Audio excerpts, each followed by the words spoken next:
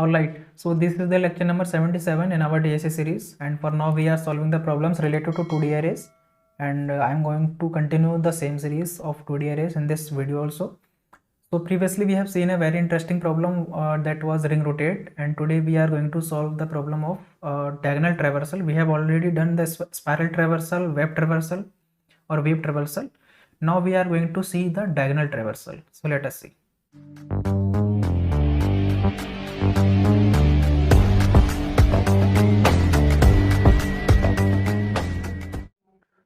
So let us say we are going to see diagonal traversal, and I am going to use the same matrix which we have drawn in our previous video.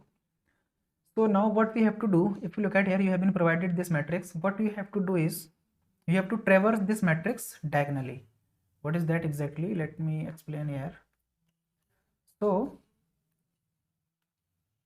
you have to traverse this matrix diagonally. That means you have to traverse like this: 2, 4, 7, 3, 17, 9, 10, and then this 7, 2, 6, 2, 3, 2.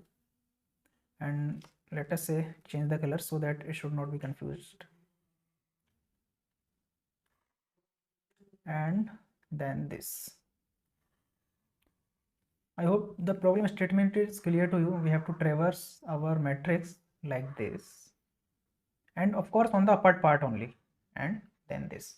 We have to traverse our 2D matrix diagonally. Diagonally means this, what we have drawn here. So you have to start from here, go till here, again you have to start from here, go till here, again you have to start from here, go till here. And this problem is also known as gap strategy. How? I am going to explain gap strategy. And this strategy is being used in the dynamic programming logics. I mean, many times you will face this issue or this problem many times in the dynamic programming problems, but we are not on dynamic programming for now. We are on the 2D arrays, so we will be able to solve this using 2D arrays.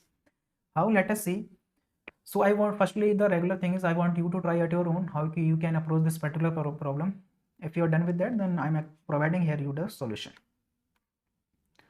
So see it very carefully.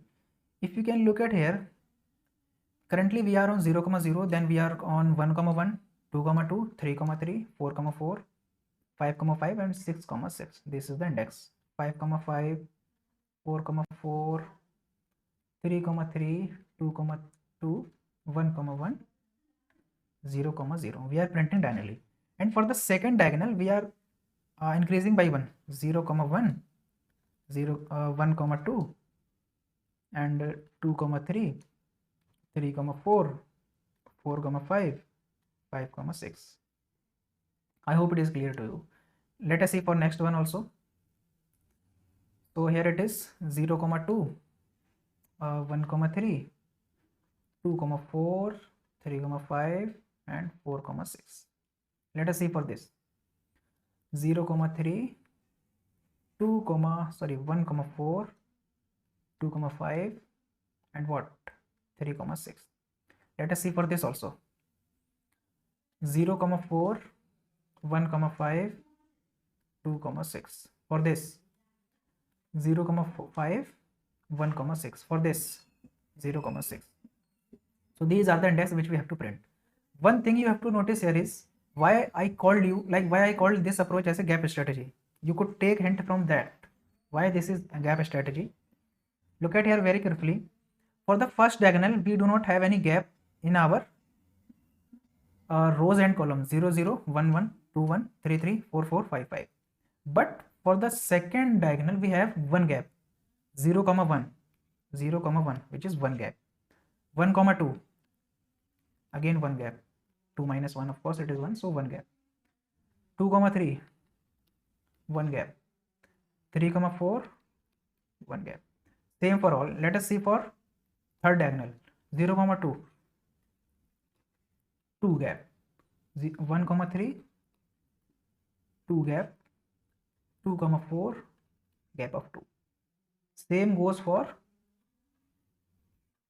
fourth diagonal. Let us see for fourth diagonal. What is the fourth diagonal?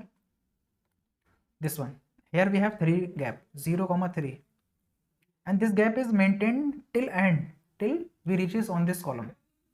3 gap 1, 4, you can see here 3 gap 2, 5, again 3 gaps. So for fourth we have 3, for fifth, for yes, this is fifth diagonal.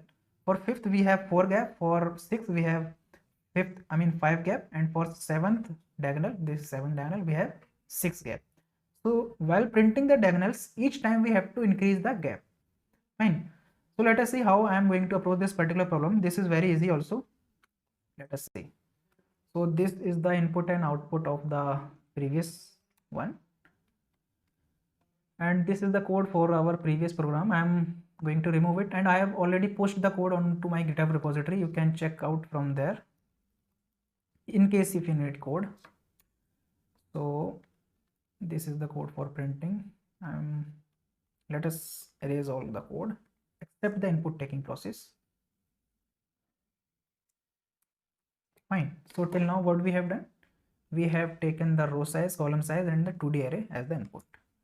Now what we have to do is, let us see, int I, call it gap. Initially gap is 0 and gap will be increased each time while printing the diagonal. Gap less than the row size. How many diagonals will be there? Let me explain that also. I missed that. If we can see here, how many diagonals are there? 1, 2, 3, 4, 5, 6, 7. So, and how many rows are there? 1, 2, 3, 4, 5, 6, 7. Diagonals will be equal to the number of rows. This is for sure. Fine. So we have to increase our gap till row size, which is number of rows. Fine. Now we have to print the diagonal. So for printing the diagonal, I will write a loop int I is equals to 0 and comma j would be what? Initially j would be gap, j would be 0. Fine. Let us see once, and j, let us say j is what? J is column size. I will explain why this j is column size. J plus plus and I plus plus. If this syntax is not clear to you, then we can also do inside the for loop. We can take two variables and we can, go through over two variables. Now we just have to print the input at output. Print ARR of I and j. One space, or let us not display space. Let us each time break the line. Fine. Yes, break the line each time. Why it is column size? Like how many, like what will be the length of the diagonal? That is the point. Let us analyze from here. We are starting from here and we are printing the diagonal till we are not reaching to the end column. We are starting from here, we are printing till we do not reach to the end column. We are starting from here, we are printing till we do not reach on to the end column. Same for all the diagonals. So we have to print this diagonal till we do not reach to the end column. Fine. So look at for this, initially I is 0, j is 0 because gap is also 0. So we'll start printing 0, 0, and each iteration we are increasing j and I both. So 0, 0, 1, 1, 2, 2, 3, 3 this way. If gap is 1, so j is 1, I is 0. So 0, 1 both are increasing simultaneously, parallelly. So if I is 0 and j is 1, then in the next iteration I would be 1 but j would be 2. In the next iteration I would be 2 but j would be 3. So the gap for 1 would be maintained, and this gap would be maintained for each of the diagonals. If it is not clear to you, then you should have some dry run at yourself, because that is very time consuming. The video will be more lengthy, and we are done with the code. Let us give it a shot of run. Let us try for this input whether this is correct or not, and we do not have to provide these two values, they are unnecessary. So let us see what we should expect. We should expect in the output,